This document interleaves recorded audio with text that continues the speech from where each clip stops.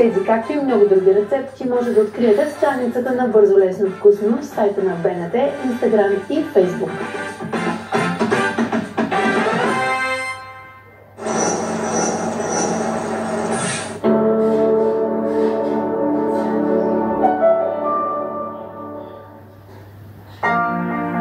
В България в 60 минути очаквайте.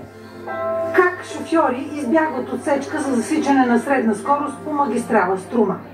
Пожарната със съвети за безопасност преди отоплителния сезон. Какво е общото между музиката и електротехниката? Срещаме ви с гайдаря Митко Николов. Бъдете с нас този следобед от 5 без 5.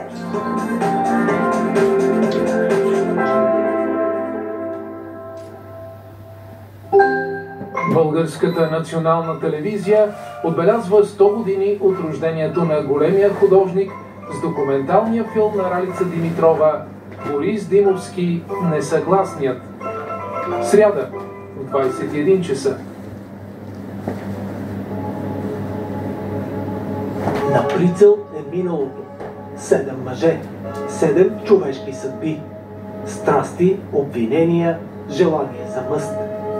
Това не е само лов. Това е Хайка за вълци. По едноименния роман на Ивайло Петров. От понеделник до петък, от 20 часа, по БНТ 2.